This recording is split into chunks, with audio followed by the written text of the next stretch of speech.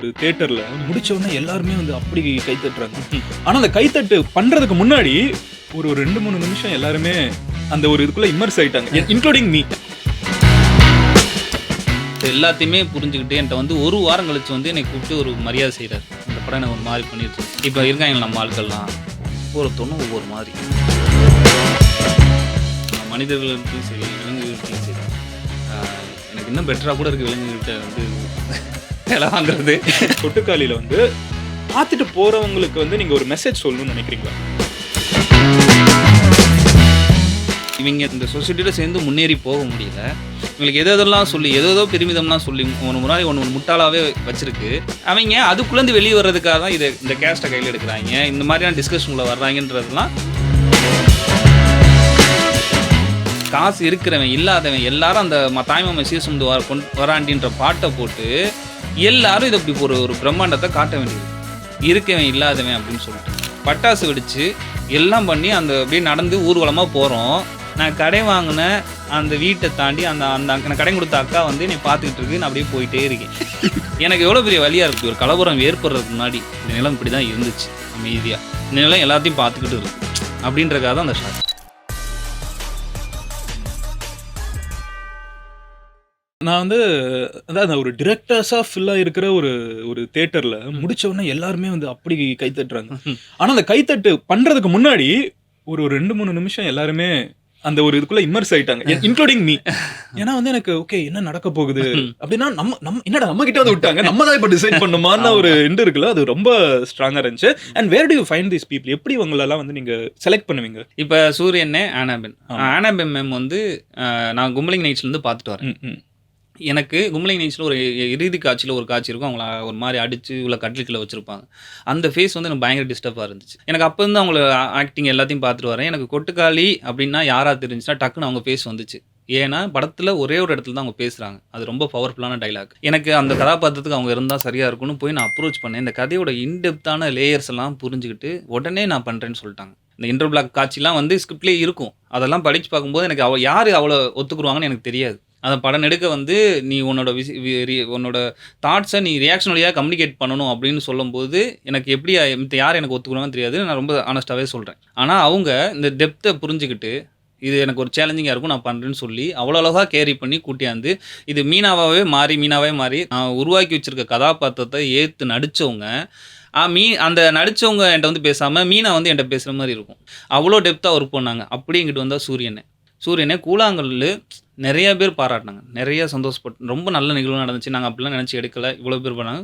ஆனால் கூழாங்கல்ல சூரியனை வந்து அண்டர்ஸ்டாண்ட் பண்ணி பேசின விதம் இருக்குல்ல, அப்போ அவர்கிட்ட பெரிய லைஃபு, அவ்வளோ பெரிய லைஃப் அவர்கிட்ட இருக்குது. அதனால தான் அந்த இருக்க டெப்த்தான லேயர்ஸ் எல்லாத்தையுமே புரிஞ்சுக்கிட்டு என்கிட்ட வந்து ஒரு வாரம் கழிச்சு வந்து என்னை கூப்பிட்டு ஒரு மரியாதை செய்கிறார். அந்த படம் எனக்கு ஒரு மாதிரி பண்ணிருச்சுன்னு நான் எடுத்து பண்ணுறேன், அவனை நான் மிக சரியாக பண்ணிடுவேன் நம்புகிறேன் அப்படின்னு சொல்லிட்டு அவர் இவ்வளோ நாள் கிட்டத்தட்ட ஒரு 26 வருஷம் ஆச்சு நினைக்கிறேன் அவர் இண்டஸ்ட்ரிக்கு வந்து. இப்போ ஒன்று கற்று வச்சுருப்பாங்கல்ல, இவ்வளோ நாள் சினிமா ஒன்று கற்றுக் கொடுத்துருக்கும்ல, அவர் மோல்டு பண்ணிவிடும். மோல்டு பண்ணி ஒன்று ரொம்ப கான்சியஸாக மாற்றி அவருக்கு தெரியும். நான் அவர் இன்டர்வியூ கொடுக்க இங்கே வந்தாங்கன்னா இங்கே கேமரா இருக்குது, இங்கே இருக்குது, அவர் சீன் நடிச்சாருன்னா இந்த பக்கம் திரும்பி நம்ம ஒன்று பண்ணோம்னா அந்த கேமராக்கு என்ன ஃபேவராக இருக்கும், இப்படின்றத எல்லாமே லேர்ன் பண்ணியிருப்பாங்கல்ல. அவங்க என்ன லேர்ன் பண்ணிக்கிட்டே தான் இருப்பாங்க, நானும் லேர்ன் பண்ணிக்கிட்டே தான் இருப்பேன். இந்த படத்தை பொறுத்த வரைக்கும் எல்லாரும் அன்லேர்ன் பண்ணணும். ஆமாம், ஏன்னா உங்களோட படத்துல வந்து மேலேருந்து ஒரு ஷாட் இருக்குது, அப்புறம் வந்து ஒரு லாங் ஷாட், ஒரு தண்ணி ஓட கீழே ஓடிட்டு இருக்குது. அவங்களோட பிரச்சனை அங்க உள்ள ஒரு ஷாட் இருக்குது, உள்ளுக்குள்ள வந்து ஒரு பெரிய பிரச்சனையா இருக்குது. நம்ம கீழே இறங்கி வந்து பார்த்தோன்னா அது ரொம்ப சின்ன பிரச்சனையா ஏதோ ஓரத்துல, கிட்ட போனா உங்களுக்கு அது பெரிய பிரச்சனை. இது எப்படி விஷுவலா இவ்வளவு கம்யூனிகேட் பண்ணியிருக்காங்க. அங்க இருக்கிற ஆக்டர்ஸ் வந்து ஆக்ட் பண்ணல, தே ஹவ் லிவ்ட். அது வந்து எனக்கு சூரிய அண்ணாவும் ஆனாபெல் மேமும் பண்ணது வந்து எனக்கு பெரிய விஷயம் கிடையாது. ஏன்னா அவங்க they're actors, they will do that. நம்ம பார்த்துருக்கோம் அவங்களோட பவர்ஸ் என்னன்னு. இதுல அவங்க இன்னும் ஒரு நாட்ச் அதிகமா போயிருக்காங்க. எனக்கு வந்து அதை சுற்றி இருக்கிற கேரக்டர் அங்கதான் வரேன். ஏன்னா இவங்களோட சேலஞ்ச் என்னச்சுன்னா அன்லேர்ன் பண்ணணும். நான் வந்து இப்போ இந்த மனிதர்கள்லாம் இப்போ நான் தேர்வு செஞ்சு வச்சுருக்கேன்ல ஆட்கள்லாம், அவங்களாம் வந்து அப்படியே அன்றாடம் அப்படியே ரூட்டடாக ஒரிஜினலாக உரிச்சு வச்ச மாதிரி இருப்பான். அவனை வந்து ஈக்குவலாக அவங்க போய் நிற்கணும். அதுக்கு அவங்க ஒரு ஃப்ளெக்சிபிலிட்டி, அவங்க ஒரு தாட்ஸ்க்கு வரணும். அதுதான் அவங்களோட சேலஞ்சாக இருந்துச்சு. அதை சரியாக பண்ணிட்டாங்க. இப்போ இருக்காங்க நம்ம ஆட்கள்லாம் ஒவ்வொருத்தனும் ஒவ்வொரு மாதிரி. அங்கே இருக்கவங்க எல்லாருக்கும் அவ்வளோ பெயின், அவ்வளோ விஷயங்கள், அன்றாடத்தில் அவ்வளோ பிரச்சனை இருக்குது. அவங்கள எல்லாருக்கும் நான் பார்க்குறேன். இந்த கதாபாத்திரத்தை இவங்கள்ட்ட கொடுத்தா இதை மிக சரியாக பண்ணிடுவாங்கன்றதை நான் ரொம்ப நாள் அவங்கள கவனித்து தான் வரேன். இப்போ அவங்களெல்லாம் கூட்டி வந்து ரிஹர்சல் பண்ணணும். ரிஹர்சலோட முக்கியமான மோட்டிவ் அஜந்தாவே என்னென்னா, நம்மள ஒரு கேமரா கவர் பண்ணிட்டு இருக்குன்ற தாட்ஸ் அவங்ககிட்ட வந்து எரேஸ் பண்ணணும். அதுக்கான ரிஹர்சல் பயிற்சி தான் நிறையா போய்ட்டுருக்கும். அப்புறம் ரிஹர்சல் அதிகமாகும்போது சில பிளாஸ்டிக்கான தன்மை வர வாய்ப்பு இருக்குது. ரிப்பீட்டடாக அவங்க ரிஹர்சல் பண்ண வச்சுட்டு இருக்கும்போது அந்த மாதிரி தருணத்தில் என்ன பண்ணுவேன்னா, அந்த பிளாஸ்டிக்கான அவங்க வந்து நடிக்கிறாங்கன்னு தெரிஞ்சிச்சுன்னா டப்புன்னு அவங்கள அப்படியே போக சொல்லிடு. எங்கள் டீமே மொத்தமாக அவங்கள போக சொல்லிட்டு அன்றாடத்தில் திரும்பி புலங்க விட்டுருவோம். டெய்லி போ, நீ போ, உனக்கு எவ்வளோ பிரச்சனை இருக்குது, நீ எவ்வளோ பிரச்சனை இந்த சிஸ்டம் ரூல் எல்லாம் உனக்கு கொடுத்துருக்கு, எல்லாத்துலேயும் போய் ஞாயிற்றுக்கிழமை லீவ் வாழ்றதே பிரச்சனை, வாழ்றதுலே எவ்வளோ பிரச்சனை இருக்குது, நீ போ ஞாயிற்றுக்கிழமை லீவை மட்டும் எதிர்பார்த்து ஓடு அப்படின்னு சொல்லிட்டு அனுப்பிச்சி விட்ருவேன் நம்ம ஆட்கள் எல்லாத்தையும். அவன் திரும்பி ஒரு மாதிரி ஒரு இடத்துக்கு வந்திருப்பான், அவனை திரும்பி அப்படியே கூப்பிட்டு வந்து நடி அப்படின்னு சொல்லும்போது அது இவ்வளோ ஒரிஜினலாக வந்திருக்கு. ரொம்ப ஆனஸ்ட்டாக படம் பார்த்த எல்லாருமே சொன்னாங்க. நாங்கள் எங்களோட மோட்டிவ் அதுதான். இந்த படம் வந்து யாருமே நிறையா படங்கள் சொல்லுவாங்க, எல்லோரும் வாழ்ந்துருக்காங்க. நான் ரொம்ப ஆனஸ்ட்டாக சொல்கிறேன், நீங்கள் வந்து பாருங்கள், நாங்கள் சொன்னது பொய் இல்லைன்னு உங்களுக்கு தெரியும். எனக்கு அந்த சின்ன பையன் வரைக்கும் வந்து நடித்தது எல்லாமே வந்து எனக்கு ரொம்ப பிடிச்சிருந்துச்சு. இந்த சேவலை பார்த்தீங்கன்னா அது வந்து டயர்ட் ஆகும், அது மறுபடியும் ரெஜெனரேட் ஆகும். அதெல்லாம் நீங்கள் எப்படி அந்த ஷார்ட்டில் எவ்வளோ நாள் ஆகும் எடுக்கிறதுக்கு? இப்போ ஒரு என்னை பொறுத்த வரைக்கும் காத்து இருக்கிறது தான். நான் மனிதர்கள்ட்டையும் சரி விலங்குகள்கிட்டையும் சரி, எனக்கு இன்னும் பெட்டராக கூட இருக்குது விலங்குகிட்ட வந்து வேலை வாங்குறது. அப்படியா? ஏன்னா எனக்கு அதோட மூடு அதோட இதை பொறுத்து அது கூட நம்ம வந்து இந்த ரைட்டிங்லேருந்து இந்த சேவை என் கூட இருக்குது. ஏன்னா அவங்களோட ரூல்ஸ் வந்து ரொம்ப சிம்பிள், மனிதர்கள் ஓகே.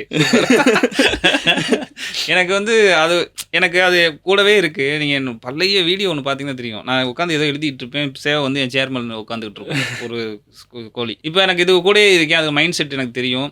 அதுகளுக்காக நான் காத்திருக்கிறது மட்டும்தான். எனக்கு இது வேணும்னு அதுட்டு போய் நான் சொல்லிடுவேன். அதுகளுக்காக நான் காத்திருக்கிறது மட்டும்தான் அங்கே நிகழ்ந்துச்சு. ஒவ்வொரு ஷாட்டும் அதுக்கு சுற்றி இருக்கவங்களும் அது கோஆப்ரேட் பண்ணுறது இருக்குல்ல. சேவலை வந்து அது நடிக்கிறதுக்காக ஏன் இப்போ நம்மளை போட்டு நிற்க வச்சுட்டு இருக்கான் அப்படின்னு இருக்குல்ல. இப்போ எக்ஸாம்பிள் வந்து ஃபஸ்ட் லுக் ஒன்று வந்துச்சு, மீனாவா அப்படின்னு அவங்க அம்மா கூப்பிடுவாங்க, இவள் வரமாட்டேன்னு சொல்லிட்டு உட்காந்துருப்பாங்க. அவள் வரமாட்டேன்னு சொன்னதை இவங்க தலையெல்லாம் ஆட்டியிருக்க மாட்டாங்க. அந்த ஃபஸ்ட் லுக்கில் பார்த்தீங்கன்னா மீனாவா வா அப்படின்னு சொல்லுவாங்க, இவன் வரமாட்டேன்னு சொல்லி இவங்க மீனா உட்காந்துருக்கும், இவள் தலையெல்லாம் ஆட்டி வரமாட்டேன்னு சொல்லியிருக்க மாட்டான். சேவை வந்து பின்னாடி அப்படி குலுக்கி நான் வரமாட்டேன்னு சொல்லும். கொட்டுக்காலியில் வந்து பார்த்துட்டு போகிறவங்களுக்கு வந்து நீங்கள் ஒரு மெசேஜ் சொல்லணும்னு நினைக்கிறீங்களா? எனக்கு சொல்யூஷனை சொல்கிறது இது பண்ணுறதுலாம் எனக்கு தெரியல. அதை நான் வந்து விஷயத்துக்கு இந்த பிரச்சனைக்கு இது சொல்யூஷன் அப்படின்னு சொல்கிறது என்னோட வேலையான எனக்கு தெரியல. ஆனால் கொஞ்சம் நம்ம எல்லாத்தையும் கொஞ்சம் ப்ராக்ரெசிவாக நடத்தி கொண்டு போகிறது எனக்கு ஒரு ரெஸ்பான்சிபிலிட்டி. அதனால தான் வந்து ஆடியன்ஸ் கிட்டக்கு அந்த சாய்ஸை விட்டுட்டேன். அந்த சாய்ஸை விட்டால் ஆடியன்ஸ் எல்லாரும் என்ன சொல்லுவாங்க அப்படின்வாங்க. அவங்களோட ஒவ்வொரு அகம் சார்ந்து அவங்க யோசிக்க ஆரம்பிப்பாங்கல்ல. எனக்கு அதனால தான் இது நான் சொல்யூஷன் நோக்கின படம் கிடையாது, இது இறுதியை நோக்கின படமும் கிடையாது. இந்த இறுதி உங்கள்கிட்ட கையில் கொடுக்கப்படுற படம். நீங்கள் என்ன பண்ண போகிறீங்க, நீங்கள் போய் அங்கே போய் அதை பண்ணுவீங்களா மாட்டிங்களா அப்படின்னு உங்கள் கால்.